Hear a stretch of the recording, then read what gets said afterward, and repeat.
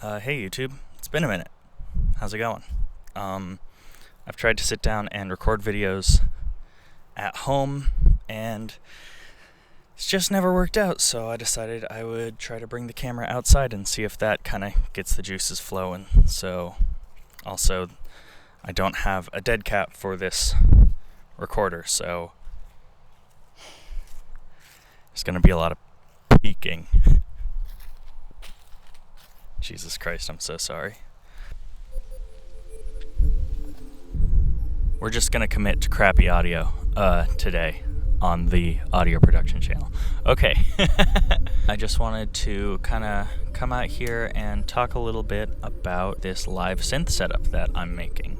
So for a good while, I was mainly sort of like indoor based. I guess that's the best way to say it. Studio based is the correct way to say it, indoor based. I was very much a studio project. I was really involved with just kind of making stuff that made me happy with synthesizers and stuff, and it's been a lot of fun doing that. But as I've gotten better, a couple local folks have kind of noticed what I'm doing and have asked me to join some different groups, and so now I'm in a bit of a predicament. I have my whole home studio set up, and I love it. I love the accessibility that everything has. I love it all just sitting on my desk and looking pretty and looking nice.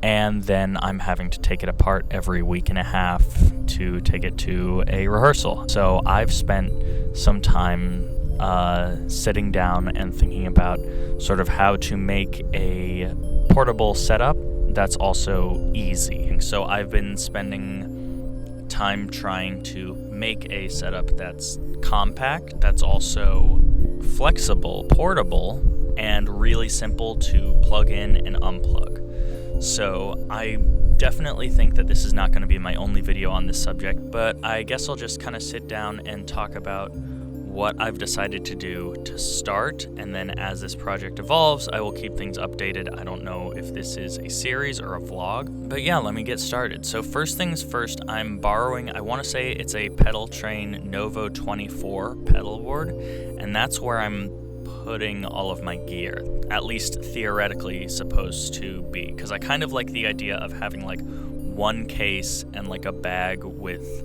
you know, patch cables or everything, you know, anything like power supplies and everything like that. And I really want to keep it down to 2 peripherals. Right now I'm at 3, we'll get to that. So I have this Novo 24 by Pedal Train that I'm borrowing, which I guess is the first step on how to make your setup cheap, is to not actually buy the things and just see what your friends aren't using. So on this Novo pedal train, I have 3 different machines that I'm using. I have my IntelliGel palette case.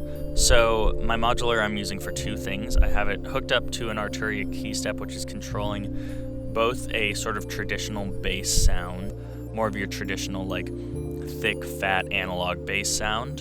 And then I'm also controlling the IntelliGel Plonk with it, which I'm using for bell sounds, because with one of the groups that I'm playing with, there's lots of place for like kind of bright ambience, and it felt appropriate. So that's what that is right now. I'm also using the Arturia keystep to control the circuit tracks, which I've created sort of like your kind of traditional warm synthesizer sound, something very Juno-ish, something with a little bit of a hint of a CS80, and that's generally my go-to that I'm using for, I'd say, like 80% of the set. I'm thinking about getting a Dreadbox Nymphus. I've been thinking about getting one of those because that does the very, you know, warm, lush 80s pad sound really well. They are on back order, and I have no idea when I'm going to get my hands on one, but it's coming. And then I also actually have the OP1 connected to the board. Now, it's actually kind of being underutilized, which is a little bit disappointing again, and I probably in the future would really like to take that and replace it with a cassette tape or something else like that. But right now I'm really using it just for playing back longer samples, looping those samples. The effects pedals which I'm running on the board are a delay and a reverb, which are both for the OP1. just to give myself a little more control. I generally on the OP1 also have a delay engine running, but I just want to be able to not have to menu dive to immediately just like start feeding back on a delay or to change the mix on something really quickly. And then I also have my Boss blues driver, and I'm using that just for if I feel like the bass line on the modular needs to get a little fatter. So I'm going to talk for a little bit about the things I really like about this setup, and then I will kind of go to the cons of the setup. First thing I like is that it is pretty easy. I'm able to keep pretty much every cable plugged in except for the modular, which I do have to repatch. I'm really happy that I was able to get all of my main sound sources onto a single board. I was afraid that things weren't going to fit. I was afraid I was going to have to do 2 pedal boards, and I was going to have to get like a weird stacked thing, or I was going to have to carry like a 6-foot table to every gig, and that would be impossible if we start playing shows and, you know, we're playing in like smaller venues and stuff like that. And I just think it sounds really good. I mean, I'm obviously a little bit biased because it's my gear that I have spent my money on, but I think the stuff works really well. I think that it does what it needs to do in different contexts. It's also really flexible because I can, if I needed to in a pinch, use it as like a live techno setup because I have my circuit tracks, I have my modular, I have my OP1. I can do anything from playing in a band to a standalone ambient set to a standalone techno set, and really not feel like I'm missing anything except for maybe my DFAM. So while I really do like this setup, there are some issues with it. So first things first, I'm able to get all my sound sources on the pedal board. I'm not able to get everything that I need on the pedal board, and that sucks. First things first, the Arcturia key step, it just won't fit. It won't fit, and it even now barely fits on my table at home, which is kind of a bummer because I'm kind of limited with how I can set things up. And if I want any external effects for any of these instruments, those have to go either on the table or on the floor, which is kind of a bummer. For the circuit, I've realized that it sounds really good running through a compressor. It just kind of tames a little bit of the low end, it glues things a little bit together. It just generally works really well, and I don't have room for a compressor pedal on this. It's pretty much full to the gills, so hopefully if I end up getting a Dreadbox Nymphs or something else that's in a similar form factor, I'll be able to squeeze like a tiny compressor onto the board, but for right now I have to bring my compressor separately, which at that point I'm just going to bring my guitar pedal board instead of taking apart the pedal board just to have the compressor, you know? So that sucks, that's there, and then one key thing, which you may or may not have noticed, is I don't have any sort of a mixer on the board.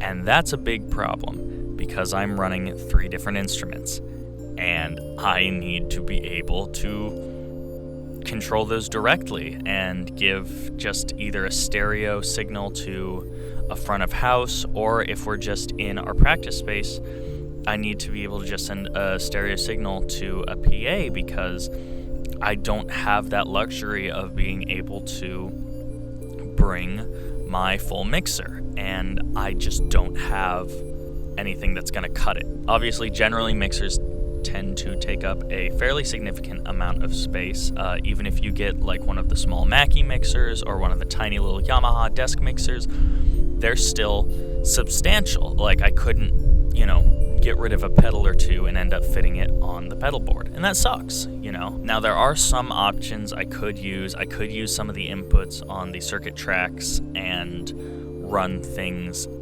into the inputs and then run everything out of that stereo output. It can lead to some weird things, like I use the filter a lot on the circuit tracks, and if I'm bouncing between all these different pieces of gear, I have to keep on resetting that filter, and that can be a problem. Now, I've been thinking about getting the 1010 Blue Box because it is really compact, and that could just go in a separate bag and not really be too much of a problem.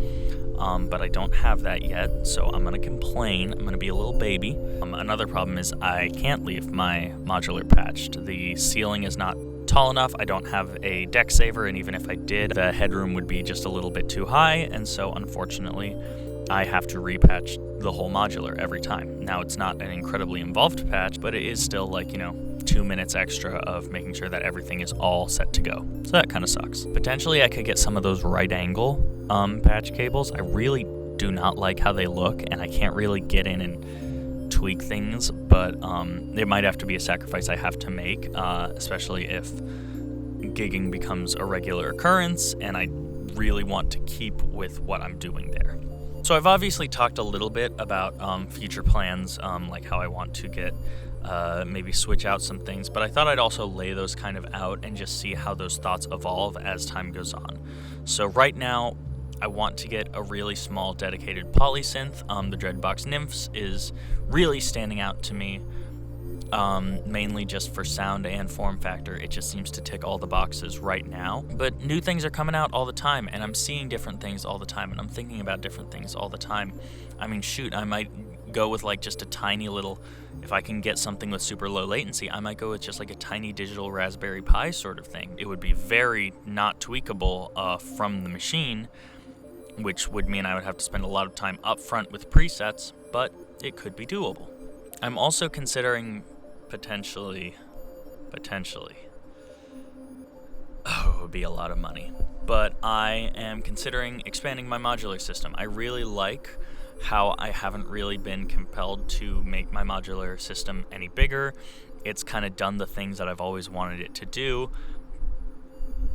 but I'm kind of itching now. I kind of want to get the larger IntelliGel case. I like sticking with the IntelliGel cases, like the performance case specifically just seems like a good bang for buck. You get power, you get that nice aluminum like front and everything, and you get the stands to prop it up. So I'm considering getting one of those, and then kind of expanding my modular. And if I did something like that, that would obviously mean that I could take it off the board. It would mean that I have to carry something separately or entirely change what's on the board, but it could be a thing I want to do in the future. So yeah, I potentially might be expanding that, funds pending. And then the last thing that I'm really thinking about doing in the future is, obviously, if I get something that's a little smaller, putting a compressor on that. Maybe bringing only like a volume pedal on the floor just to be able to swell things in and control things.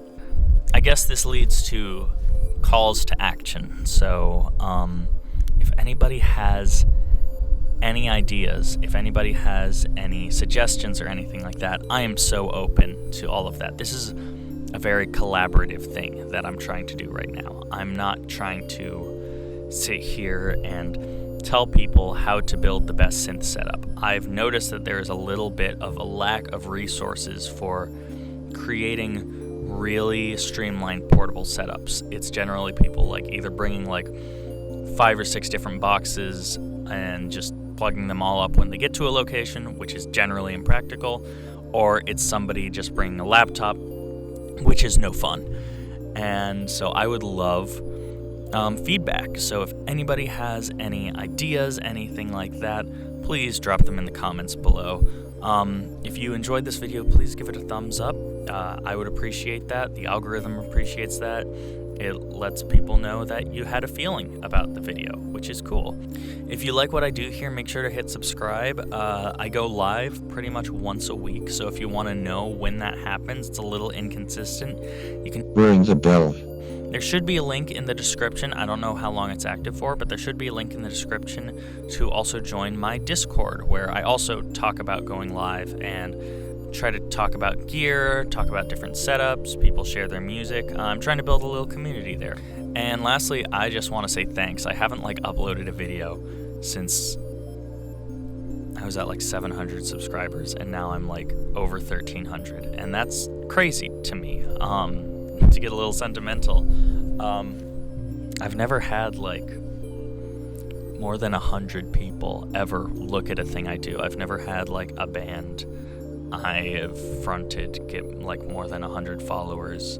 I've never brought 100 people to anything. And now from what I'm doing, I've brought together 10 times that many and more and counting, and it's amazing. And so I just want to thank everybody who's subscribed right now.